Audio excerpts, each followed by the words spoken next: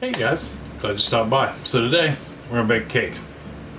Now, if you caught dinner video for this week, which hopefully was yesterday and this came out on time and everything went well, I said that I had quite a few recipes to choose from, and I still do. But today, I thought we would do this one, and it's a ding dong cake, and it's based on the Hostess ding dong snack cake, which are amazing in themselves. And it's just a chocolate, basically a small chocolate cake with a snack cake with a cream filling and a chocolate glaze on the outside of it, and they're delicious. They're to die for, and we're gonna make a cake version of that. My good friend Charlotte, who, honest to God, as much as we talk, you would think we've known each other for years. Her and her husband are amazing people, but we've actually never met. We met here, and it just over time, our families have developed a relationship, which is awesome. I have so many of those from here, which is great. I love making friends. But that being said, this cake is, it's a standard chocolate cake for the most part, but the filling on the inside is called an ermine filling. And it's one I've never made. It's basically, and I know this because I looked it up a long time ago in an attempt to make it, and I never made it. But it's the precursor to buttercream, American buttercream icing. It's an old school buttercream icing that involves heat and flour and butter and just all kinds of fun that I've never done before. So we're gonna try to get together, along with a lovely, like I said, we're gonna do a ganache on the outside of it. So I will quit running my yip, and if you are new to my channel, this is your first video, welcome. I'm glad you stopped by. If you are returning or one of our new subscribers, welcome back and thank you. Don't forget to like, subscribe, comment, share. All of that is important. Keeps us out in the algorithm, helps us grow, and that's important to grow our neighborhood. Yeah, we want to be a strong community of like-minded people who get along. You know, we don't have to be like-minded, we just have to get along, right? That's part of the beauty of the human race. But that being said, comments, I respond to all of them, good, bad, or indifferent. It's okay to disagree, just be civil, be nice. Think before you type. That's what it comes down to. So I will give you all your measurements in cups, tablespoons, teaspoons, along with grams and milliliters. So let's head on down here to the counter so we can get started on this project. All right, hold on for me 1 second. Okay, so we're down here at the countertop. First things we need to do is do some prep work, and first thing is oven, 350 degrees Fahrenheit, 180 degrees Celsius, and then, hold on for me 1 second, the recipe that I was sent was, it kind of threw me for a loop, but I have a solution for it, I think. So she makes this cake in a 8-inch pan, two 8-inch pans, right? But hers are 3 inches, mine are only 2. And she said to use a 3-inch pan or they may overflow. Okay, I'll buy that. I've had that happen. So what I'm going to do instead, I actually have 3 8-inch pans. So what I'll do is I will fill my 8-inch pans no more than halfway full. Whatever batter I have left, I'm hoping will balance even. Or we may just use the scale and do 3 layers, and then I can take one of them, cut it in half, and put it on the bottom and the top with the filling in the center, so it'll look like that 2-layer cake. But this was my thought on that at any rate. But we'll see how much it takes to fill 2, and then if need be, we'll do the 3rd. So anyhow, that being said, you want those to be buttered and floured, and then I got a piece of parchment paper in the bottom of it. That way we don't have to worry about the cake sticking. So once we got those 2 things done, we set this back down. We will go ahead and do our dry ingredients first.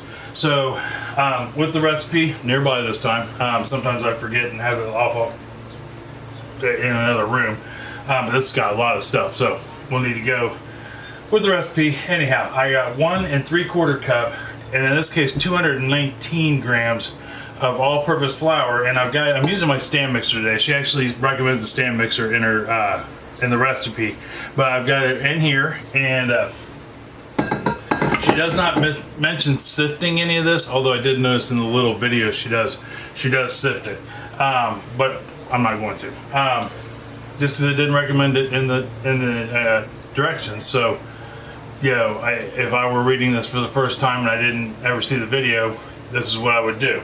So to this, I am going to add to our 1 3/4 cup, 219 grams of flour. I have got 2 cups, 400 grams of just regular old granulated sugar. Same stuff you'd put in your coffee, over your cereal, depending on how old you are and how old you think you are, or how old you feel. I know I still put sugar on some of my cereals.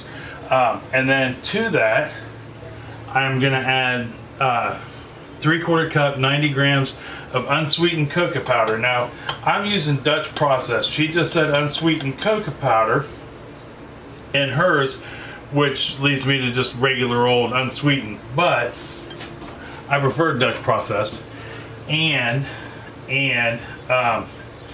her cake is a very dark cake.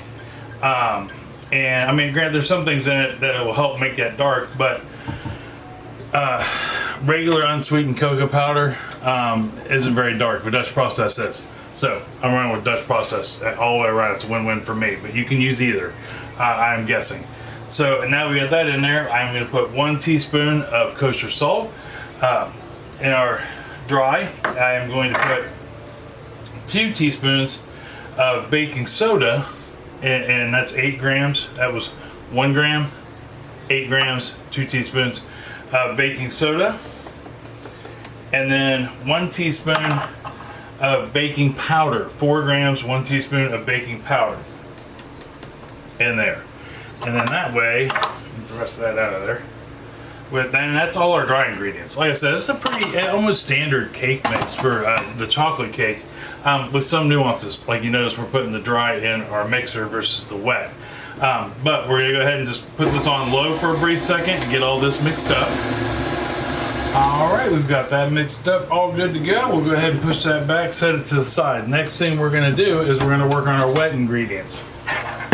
So for our wet ingredients, first thing we're gonna put in our separate bowl, right? Good medium-sized bowl here, is a 1/2 cup, 120 milliliters of vegetable oil, or a non-flavored oil, lightly flavored oil. I would not use I mean, you could use olive oil. I've even seen people use oh God, what's the I can't think of it at the moment, but it's a very popular one. It's got avocado oil in their baked goods. I personally think that puts too much of that flavor into it, and I don't use it, but you can. There's no rule says you can't. But 1/2 cup, 120 milliliters of oil, and then I've got 1 cup, 240 milliliters of buttermilk. And that's why I think she said that use a 3-inch pan, because it has a chance that it will rise and overflow if you only use 2, or use anything smaller. And I think that's why, because the baking soda and the baking powder mixed with that buttermilk causes a reaction, and that's what causes your cake to rise. So that is why I think it could be an issue. But like I said, we're going to see how full we can get them. Next thing we're going to add to this is 1 cup, 240 milliliters of brewed coffee, hot coffee, right? Although my coffee isn't hot anymore, but it was this morning when I made it. And then I've got 2 teaspoons, 8 grams of vanilla. And then I got 2 large eggs at 100 grams. It still amazes me that, I mean, granted, sometimes they're off by a gram or so, either way, but for the most part, every egg I measure weighs 50 grams. And I find that absolutely insane. Just insane. That there's a breed of chicken out there that makes a 50-gram egg. I don't know if I altogether buy that, but anyhow. So then, now we get those in there, we'll go ahead and break up the eggs, and all this is at room temperature, by the way. We're gonna go ahead and use a whisk and mix this together real quick. All right, so I got that mixed up. Now I did do something and I just realized I did it. I did something that I don't know if I don't think it'll make a difference, but the coffee was not supposed to go in yet. It is actually something you mix in after you get done mixing your dry and your wet. You let it run for an additional couple minutes after you put the coffee in. Like I said, I don't think it's going to make that big a difference, but we'll find out. So we're going to go ahead and turn our mixer on low, and we're just going to slowly pour all of this in. All right, so we have got it all in there and we have mixed until we are just combined. You don't want to over mix because you got that the egg in there, and egg has a tendency to get angry if it gets mixed too long. So what we're going to do is, and this is fairly important, we're going to go ahead and give everything a good scrape down. We want to make sure everything is, is combined, it's mixed, there's nothing lumpy sitting on the bottom of the pan, and we want to go ahead and get that off of the beater too. We'll get her in there, make sure we are good to go. I can feel a little bit at the bottom coming up, so what I'm going to do, I can feel it. So what I'm going to do is I'm going to let this run for about another 30 seconds longer to ensure we have it all combined and that it's not just a powdery there's not a powder lump down at the bottom of it. So let me get that going one more time for about 30 seconds. All right, so we let it go for another 30 seconds, scraped it down, everything is good to go. So now here's where we have to make some decisions on cake, how we're gonna bake this. Do I just fill 2 pans 2/3 of the way full and run with it? And I base that on the 2/3 of the way full. This is gonna sound crazy, in my head it works so. Bundt cakes are built backwards, pound cakes basically. We do the dry ingredients and then pour the wet into them. So I know with a bundt pan you don't want to go more than 2/3 full, so I am not going to fill these more than 2/3 full, or because I know that I have about 1,500 grams worth of batter in here, 500 grams. So if I need to, I'll put 500 grams in 3 of them, I think is what we're going to end up doing. Unless, of course, I can get half of this. Now we're talking up to here. Yeah. So if I can split that evenly into 2 8-inch pans and make it work, we most certainly will. But I don't think it's going to work that way. So we'll start out by pouring 500 in each of them and see where we're at. Okay, so I ended up with 675 grams of batter in each of them, in 2, and they didn't come halfway. So I'm gonna run with just 2. I am going to take that risk, so to speak. Now, what I am gonna do to ensure that we don't have any issues is I am going to grab one of my old cookie sheets here. Old cookie sheet. Right there. Now look at that. Look how dirty that is. That's actually just beat up, right? So let me get these in here real quick, and then we can talk about times and all that. And I got a story on this real quick, but I'm gonna put that on the bottom. Get these in here left and right. Make sure you leave some space in between them. You have a couple inches. That way you get even heat, just like such. All right. So, got those in there. We are going to bake this for, I think it calls 30-40 minutes. Yeah, 30 to 40 minutes. So I'm gonna go ahead and set my timer on 35, because I know my oven in particular bakes traditionally on the higher end of the time scale. So we'll start with 35, and we're just gonna toothpick test them and keep an eye on it. But that pan, it has been beat up. It has been abused. It is very old, but the fact that it is stained like that, if you were to take a thermal gun to it or a brand new pan, that one actually has the most even heat of any of my cookie sheets, because that carbon buildup on there, much like a cast iron, promotes even heat, which is crazy. So depending on what you want out of life and what you look for. Now I put aluminum foil on it now, or parchment paper if I'm baking, but it does work very well and promotes even heat. So anyhow, I will be back as soon as this timer goes off, and we'll look at our disaster, because it'll either overflow or we'll have 2 lovely cakes and we can move on to making some Irvine icing. All right, hold on for me 1 second. Okay guys, so we went 40 minutes total and our cakes are done. So we are right there. Now I took my toothpick, well, extra large cocktail stick in this case, and I did the center pulled it out, and we are clean. Now, I do have, there's actually a question for you guys, because I don't know. And it may be nothing, it may be everything. I don't, like I said, I don't know. But do you see the center of that cake and how it looks rippled in the center, like almost like brackish water where salt water meets fresh water? What has caused that? Because I don't know. I mean, I'll look it up on Google if need be to find out. But both cakes did it, and I'm curious as to why. Could it be because I had the pan in there so it didn't spill, and the air didn't circulate quite right, causing it to get weird? As far as the top goes, because it feels, you know, if you touch it, it feels spongy, just like it should. So I don't think it's going to drop or anything like that. And it's showing done. So what we're going to do now is we're going to let those cool for 30 minutes in the pan, and that's per the directions. 30 minutes in the pan, and then we'll take them out of the pan and let them cool in the rack to room temperature. But when I come back, after I change what I do believe is my battery and my camera, we will go ahead and start making the icing. It's a two-step process. We're going to heat up some stuff, and then we're going to mix some stuff. So it's going to be interesting. All right, hold on for me 1 second. All right, guys. So I got about 15 minutes left on these pans here with the cakes before they cool, or before I can take them out, and they're doing really well. And like I said, yeah, even though it's kind of weird looking, and I must have had that happen to me before, but I don't remember, if anything, what caused it. I just remember it didn't really affect flavor. So anyhow, we're gonna go ahead and start our icing. Now, ermine icing is something that's been around. Like I said, it predates buttercream. It's like buttercream before buttercream icing. American buttercream icing at any rate.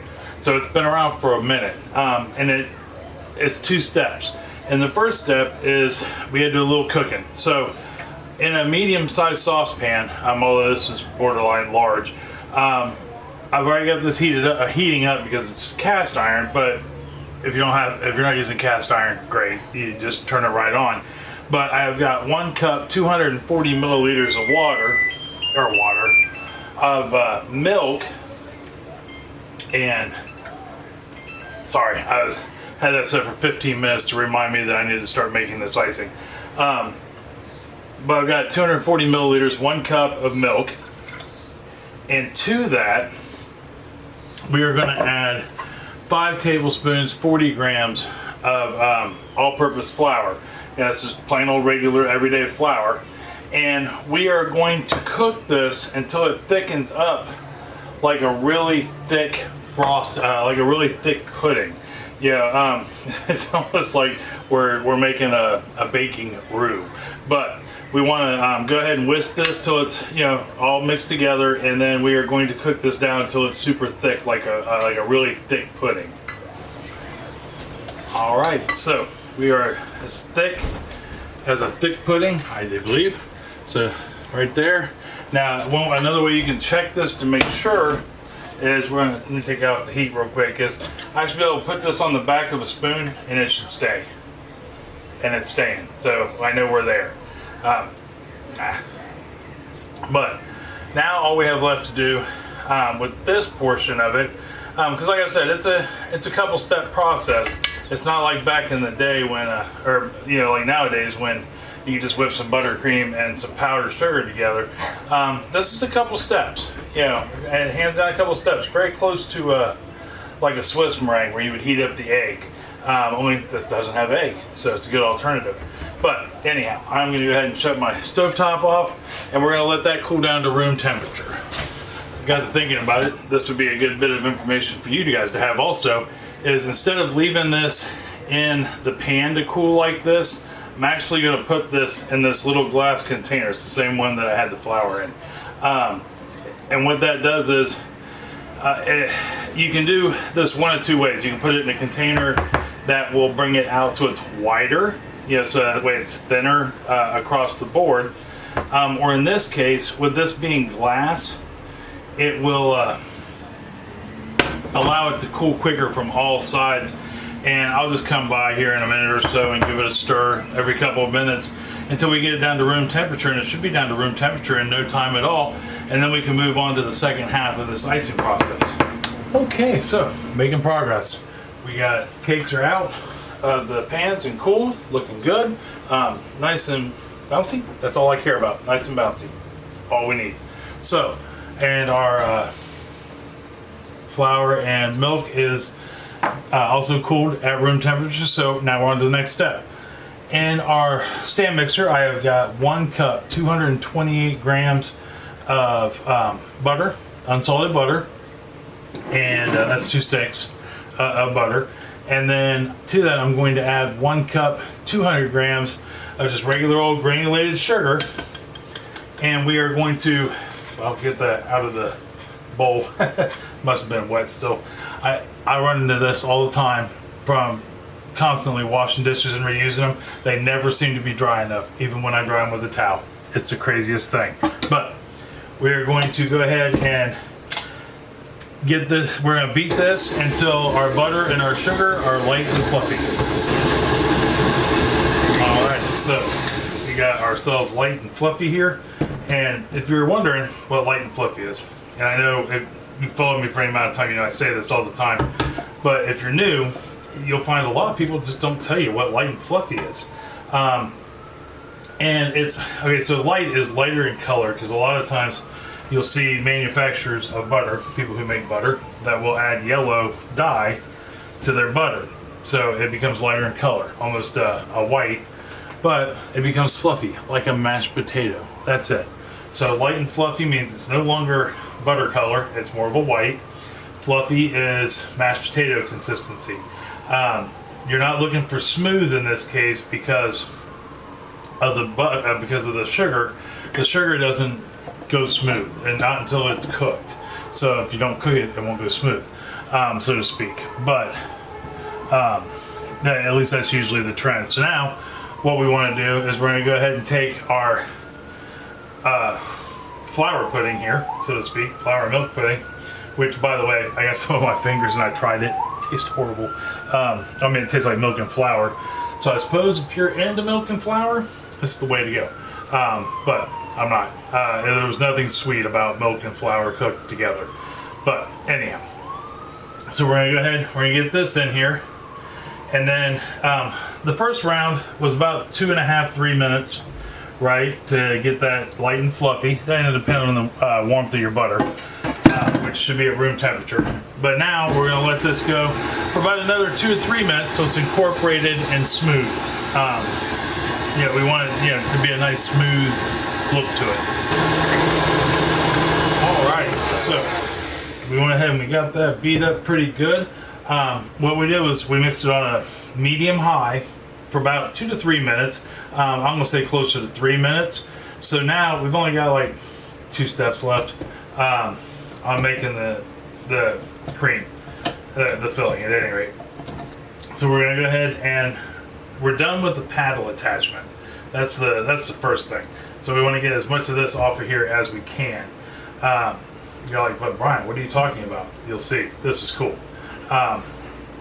Ermine frosting, like I said, it's an old school frosting, and it's actually the closest to what most companies use for the fillings in their baked goods. So like most like the Hostess Little Debbie, anything that has a filling like this in it, so Twinkies, King Dongs, stuff of that nature, this is pretty much what they use.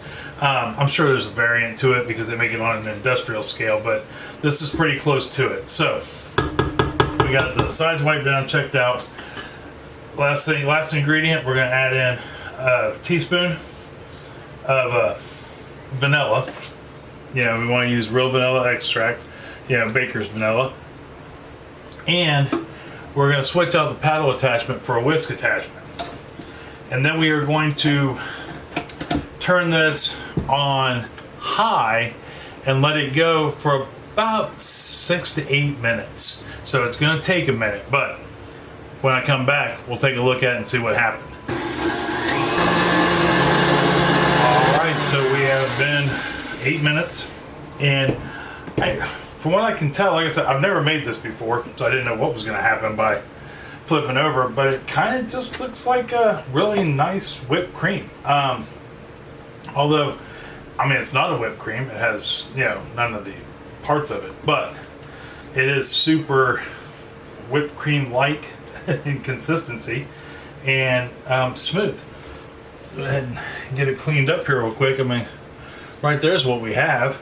So it didn't. I didn't know if it was gonna, by whipping it that high with the whisk, because the whisk traditionally puts in air. If you didn't know what the differences were, your paddle beats things smooth, which is why we used it in the first part of this, and then your whisk generally adds air, makes things fluffy, gives it volume. And this, I mean, it gave it volume to some extent, but I know it looks really good. Let's see how it tastes. It's really good. Really good. This was, like I said, predates buttercream, and this was kind of like the standard for icings on cakes. Now it doesn't, from what I gathered reading, I mean, this was quite some time ago I read this, it isn't as stable, so it doesn't last quite as long out in the open, so to speak, but it does have I will dare say, a better flavor than buttercream, even though it has butter in it. I think just the way it's made, that extra step and having the flour in it really add something to that. But anyhow, so we're gonna go ahead and set this to the side like such. I'll go ahead and get this out of the way, and I'll grab the couple things we need for the ganache, and then we can start putting this all together. All right, hold on for me 1 second. Okay, so I'm back. Now, last thing we need to make is the ganache. It's super easy. It's 2 ingredients. The first ingredient is going to be 12 ounces, 341 grams of semi-sweet chocolate chips. Now, traditionally ganache is made with bar chocolate, but chocolate chips are perfectly acceptable. And in most cases, chocolate chips are also a lot cheaper. Right now, with the cost of chocolate going up to what it is, even chocolate chips are kind of pricey, but that's okay. I actually had a bunch of chocolate chips, open bags here and there, that I was able to just throw in here and get 12 ounces. But I just want you to know, you can use bar chocolate if you have it, and it's a semi-sweet bar chocolate, or 60% cocoa, I think that's what it is.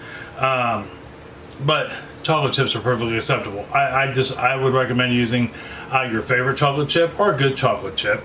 And then I've also got an equal amount, 12 ounces of heavy whipping cream.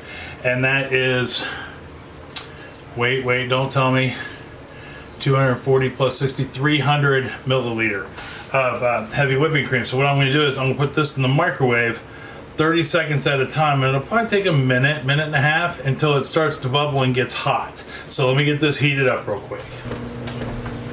What you don't want to do is put it in the microwave so long that it bubbles over. So you want to watch it and keep an eye on it, because it will bubble over. Alright, see you here in a second. Alright, so we have got our heavy cream nice and hot. And like I said, you gotta pay attention, because it will bubble up. Even though I've only got a cup and a half, 12 ounces of heavy cream in here, I've got it in a 4-cup measuring cup, just so that way it lessens my chances of getting a mess. So now I'm going to take this and I'm going to pour it over my chocolate chips, just like such. And I'm going to let this sit for the next 2 minutes minimum. So that way it can start to melt those chocolate chips and work its magic, and then we can make it into a chocolate ganache. Hold on 1 second. Okay, so we've been sitting for about 2-3 minutes now, and what we're going to do is I'm going to take a fork and I'm going to start right here in the center, and I'm just going to start mixing it in the center with the fork.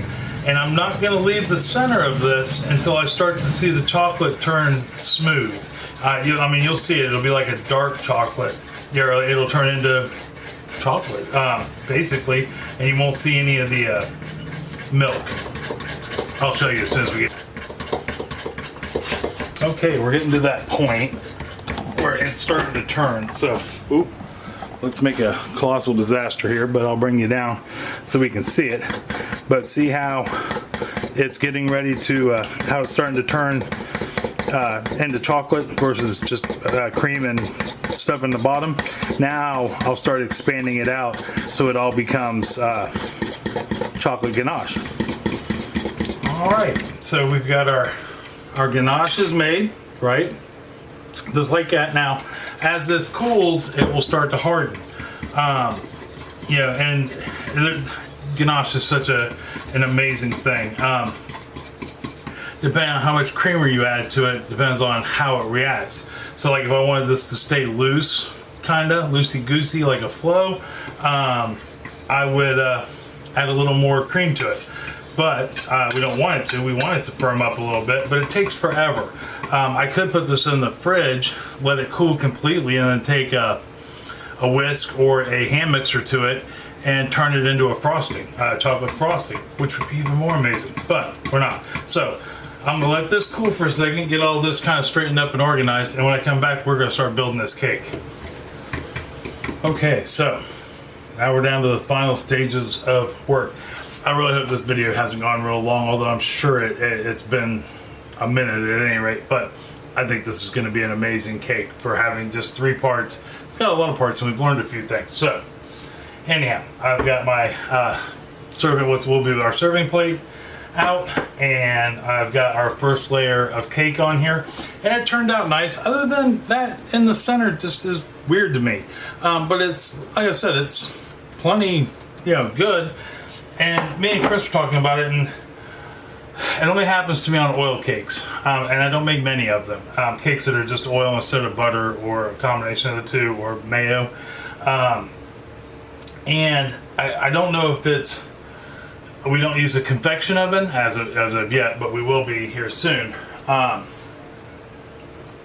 When we get the new oven hooked up, or is it something I'm doing wrong? I don't know, but we'll see. So anyhow, we've got it. They're both cooled. Good. We're in good shape. We're on our serving tray, first layer. So the second thing we're gonna do, next thing we gotta do, is go ahead and get our icing. And this is just going in the center because we're gonna cover this with the ganache. So we'll go ahead and get this in the center. And we wanna take it to the edge, but not quite to the edge, because we're gonna have to smooth it out when we put the top on, so that way we get a nice even side. All right, so we've got our icing there in the center, so we'll take our second layer and we're gonna go ahead and flip it over. That way I've got the flat side on top. And wow, that's a tall cake. That's gonna be impressive. And we're gonna smush that down. Now I'm gonna take my offset spatula real quick, and we're just gonna smooth it out so that way it's nice and even on the sides. So we got our icing on there in the center. That is ridiculous, but it does look like the picture. To my credit, it does look just like the picture, so I'm not hating on it. But now we have left to do is put our ganache on there. So we got, give it a okay stir there. We gotta make sure it's not too hot.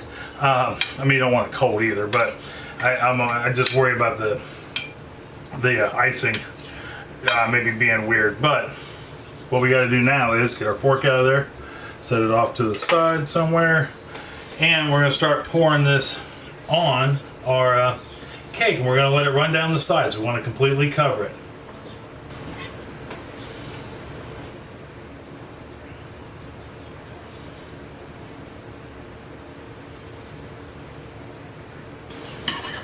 All right, so we are completely covered, just like such, right? So now we're just gonna let this sit for, I don't know, 5-10 minutes, and let that ganache get a nice firmness to it. That way it'll be just like if you grab a king dong out of the package, right? It's not melted. So let's let this sit, and when I come back, we'll take a look at it and for sure try a piece. All right, hold on for me 1 second. All right, guys, here we are. We have completed our cake. It has sat for a few. The ganache has started to harden. Not completely hardened, but it's firm, right? I can touch it and It'll leave a fingerprint, but it's not running off the house, running off the cake, so to speak, not even on the plate anymore. So we're in good shape there. This is servable. Now, I would almost recommend putting it in the fridge.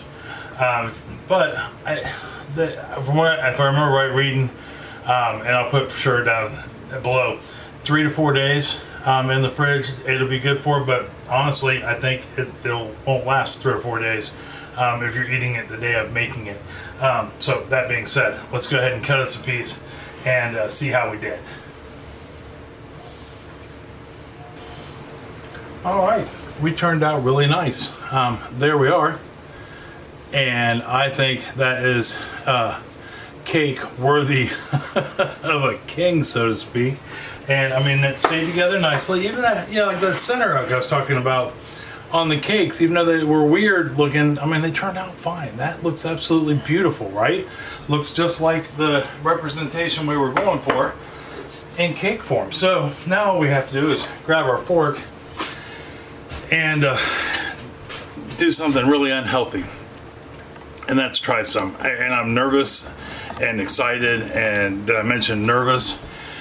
I don't really need to be eating this, but I probably won't eat this whole piece. Truth be told, I'm not a big sweets person. I know you find it hard to believe because we bake all the time, but I eat usually the piece or most of the piece that we have together, and then the family and friends get the rest. That way I stay away from it. But this could be trouble, so let's try it out.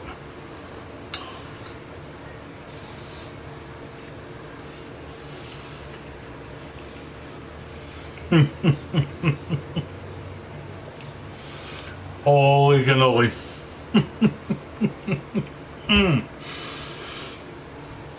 I feel like I just kissed the prettiest girl in town. I tell you what. Holy cow. That is. Oh, thank you, Charlotte. Thank you for sending me this recipe and going, hey, check this one out. Because holy cow.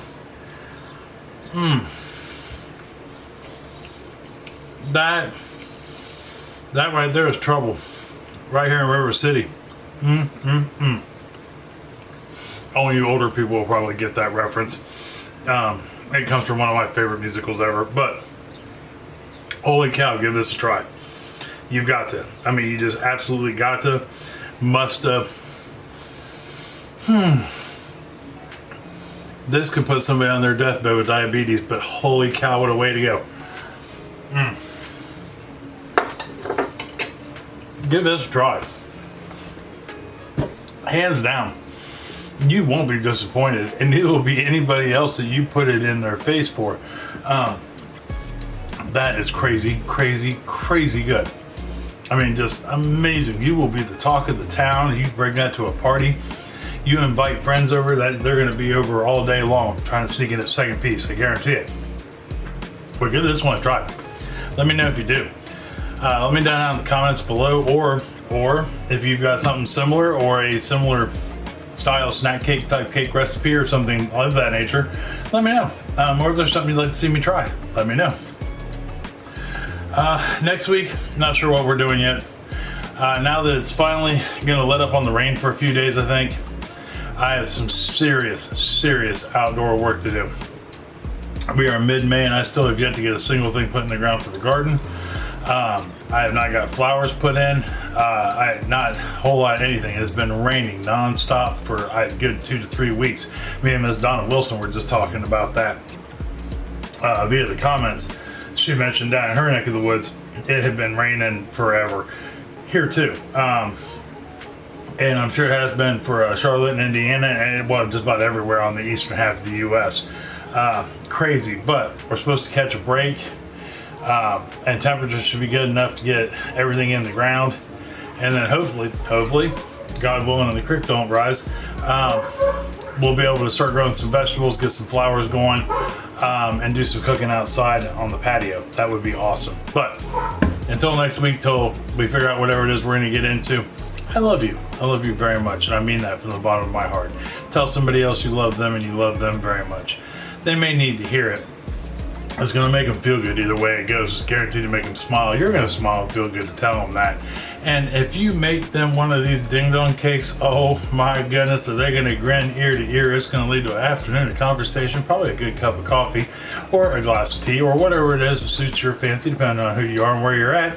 And there's enough there you could for sure invite over the neighbors, maybe a couple other friends, guys walking down the street. Hard to say. Possibilities are endless, but you could definitely make a friend with this one. So until next week, I love you, and I will see you then. All right? See you later. Bye-bye.